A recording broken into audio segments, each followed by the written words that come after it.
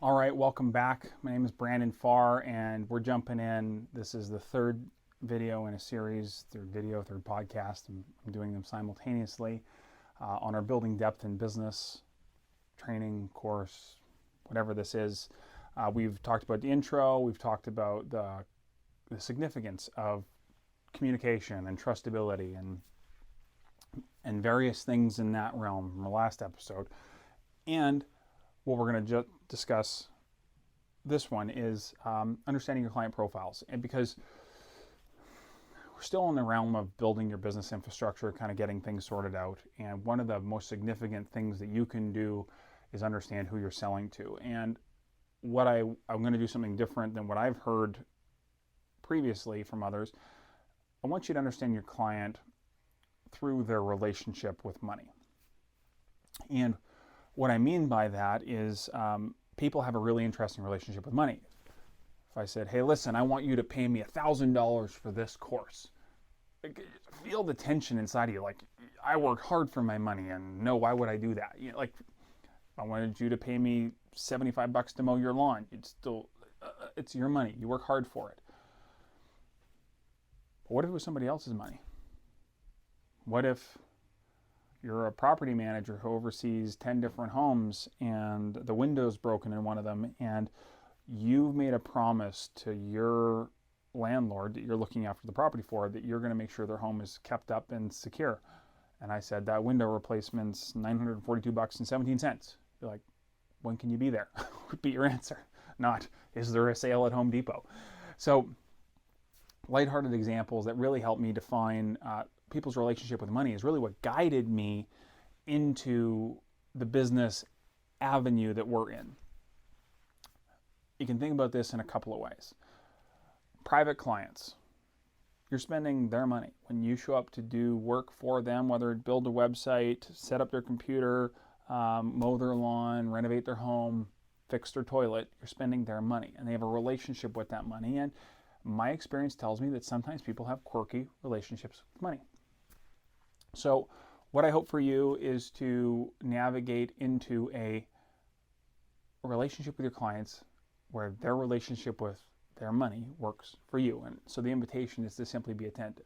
It's not to be punitive or critical, or I'm not blaming or anything like that. It's because there's lots of people that sell directly to clients, private. Think about Apple and the phone they sold you, and Spotify subscriptions. They're talking to you. That's totally fine. Okay. And then the other is professional clients, which is B2C, like business to B2B rather, business to business versus business to consumer. So professional clients, which is the realm we are in, and that's very intentional because I wanted to work with somebody that wasn't spending their own money. That's just where I went. It doesn't mean one's better than the other. And I'm going to give you an example here to frame it. Plumbing.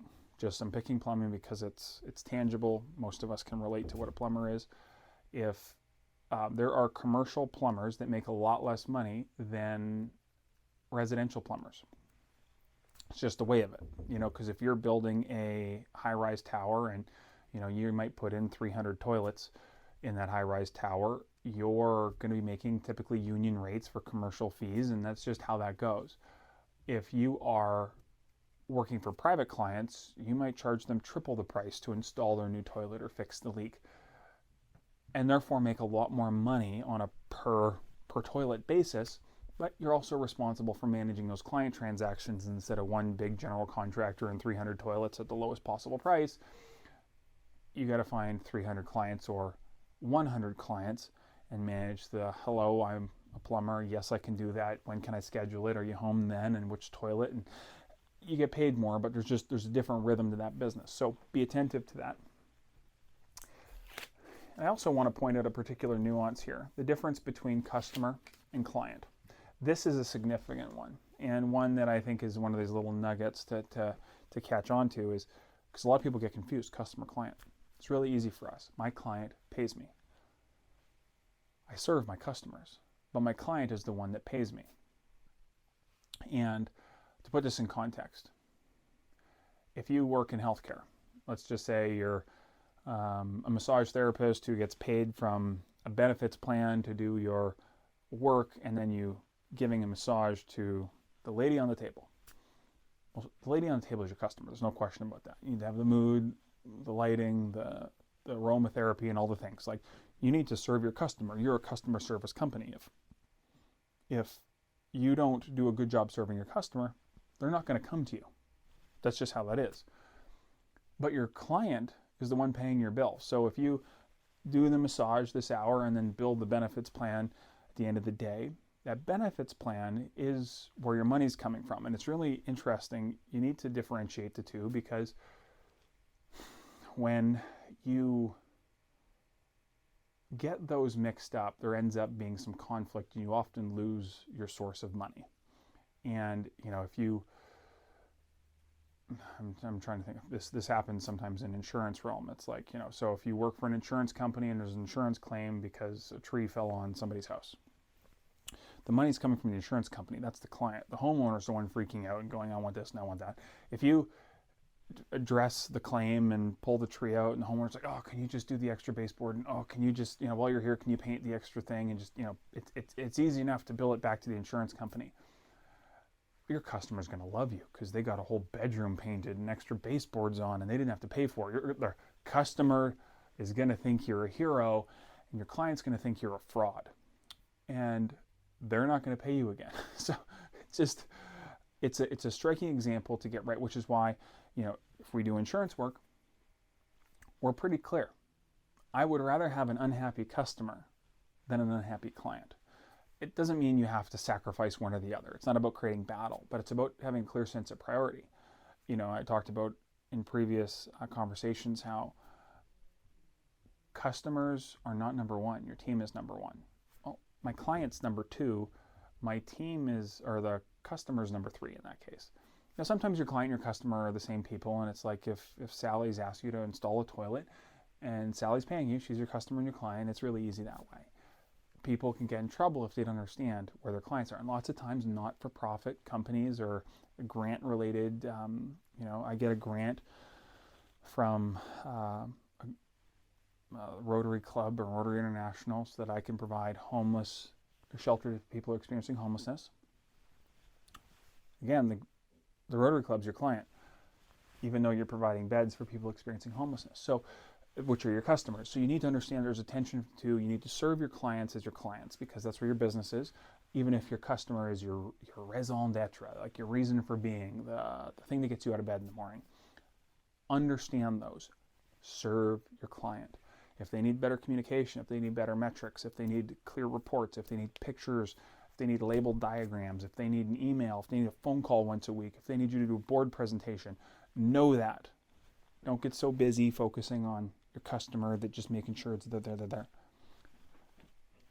Make sure you serve your customer because, thinking back to the example of the tree falling on somebody's house, if you do bad work and you're late and you're grumpy and the lady whose house had the tree fall on, she doesn't like you, she's going to tell the client that these jerks that came to address this, I don't like them, they shouldn't be allowed in people's homes. Well, then you burn your client relationship too. But navigating the tension of the two is super important, which is why your capacity to communicate, navigate tensions, face your insecurities, show up presently is so important. So keep that in mind as you go forward. Again, clients. So identifying your clients based on money or their relationship with money is really important. How we communicate, understanding client profiles. If you do a business model canvas, you go to any business accelerator, you do an MBA, they're going to client profiles, personas. They're going to wave this brush. Well, the point of that exercise, and yes, it's valuable, the point of that exercise is to understand how to relate. Because when you can relate to your client, then value can exchange and trust can flow. Again, you're going to look at some different parts of your client and how their different profiles. You're going to have different frequency, duration, and volume of work. 3 different categories, because frequency, if you're going to cut the grass, do you cut the grass every week? Well, the duration, how long does that take? An hour every week. And the volume, well, it's one front lawn, or is it an estate? It's just, there's different, especially general contracting, it's you're doing the flooring in a hospital, I mean, it's frequency. They come up once every 3 years. The duration's 2 years, and the volume of work will take your whole crew. And what's your capacity? Also, what's your interest? I can tell you, I really care about completion. So long, this multi-year drawn-out project, that doesn't cater to my persona as a contractor. That doesn't cater to the way I like to show up and do business. So that's not my realm. I don't cater to that. I cater to the tree fell in the house. I can fix the tree and take it out of the house, as an example, or I can fix your toilet and in and out. There's a sense of turnover. So I like high volume, short duration. Medium duration is fine. It's not to say you can't. I say I have a preference because the cycle of the project, I have a rhythm with that. If you're doing repair work, I can tell you this from repair and maintenance, the frequency's down because things don't break on schedule. If you're doing things like basic landscaping, the frequency's up because grass keeps growing and hedges need pruning and flowers need planting. And so again, you need to be attentive to your relationship with the type durations, frequency of work that you're doing, and then align that with your client. And again, we can talk more in detail. These conversations are starting off broad to give you context. I want you to start thinking about these things. So if we're getting into the minutia of it, you have your context in mind. I'm going to do my best to relate with examples, and I pick on painting and landscaping because most of us can relate to painting and landscaping. We can just, it's a little more tangible. I want it to be real. Whereas if you're doing machine learning in a data center for an IT startup, it's just harder, even though I could convey some lessons from those realms, it's just harder to relate because a lot of it's unseen, especially in the coding space. So I'm going to count on you to extract the essence of the understanding and apply it to your context. I trust you. You're capable. You're doing this life. You're doing it. So it's all that. Yeah, this private clients versus professional clients. I'm going to dwell on this more. This will be the last part of this conversation. Private versus professional. I have my experience is primarily working with professional business to business clients. I did that intentionally. I care about relationship. I do. I want because I care. I prioritize about being trustable, and relationships that I can have ongoing are where that can develop. If you ask me to renovate your bathroom because it has that fancy circa 70s green bathtub and matching toilet and your vanity, and okay, we renovated your bathroom, we brought it up to modern specifications, and then see another 20 years when you renovate your bathroom again. There's good business there for people, but there's no relationship. It's different if you get into larger term renovations, but even then, if you look at it, the context of renovating a whole house, you don't do that every year. It just doesn't happen. So with that in mind, I went out of my way to be a relationship-driven customer service company that did construction.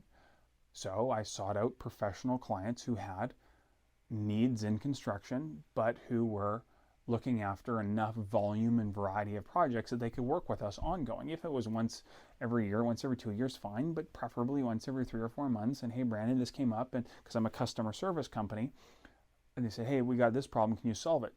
Yeah. I got this problem. Yeah. And what about this? Oh no, we don't do that. But I know somebody. If it's a plumbing thing, I'm not a plumber, I'm not an electrician, so we can't solve those issues.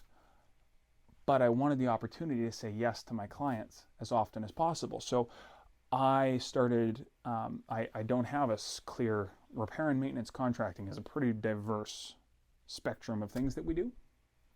We apply a lot of the same principles of quality work. The mechanics of doing our work is the same, whether we're doing it on the walls, the floors, or the roof. That's fine. It's less consequential for us. How we go about our work is consistent. But there's real challenges to that. I'm just this is the interesting dialogue with my business relationship with our business is it makes it hard to go, what do you do? I don't know. What's your problem? Because if you tell me what your issue is, I can tell you whether we can do it. I'm not a mechanical engineer that does mechanical engineering. I'm not a carpenter that frames decks and fences. I'm not a yes, we are licensed builders. Yes, we are certified passive house designers. Yes, we are energy advisors. Yes, that's all true because those are the experience, skills, and credentials we've acquired. Fine, but that doesn't mean that I do just one thing, and that doesn't. And I've reflected on so many folks. It's like, hey, listen, if you just do one thing, your world's so much easier. You can still apply all the same principles. Like, let's just say you're a landscaping company that cuts grass, and that's what you do. You can have a great business cutting grass, whether it be for private clients or whether it be for property managers who manage 10 homes, and you have 10 property managers, you got 100 grasses to cut, and you just do that every week and just rotate through. That's your business. But you cut grass. So somebody, what do you do? I cut grass. It's awesome. You have a customer service company that cuts grass. It's a really succinct answer. And there is a lot of beauty to that simplicity.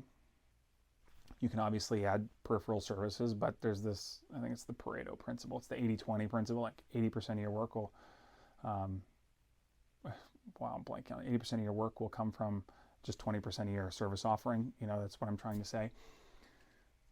I've enjoyed our journey when I said, hey, we're a customer service company that solves complex problems. And as our experience grew, our capacity to solve more complex problems really grew. And we were able to say yes. And now we're trusted with really diverse, complicated, and yes, high margin problems in construction because yes, we can do that.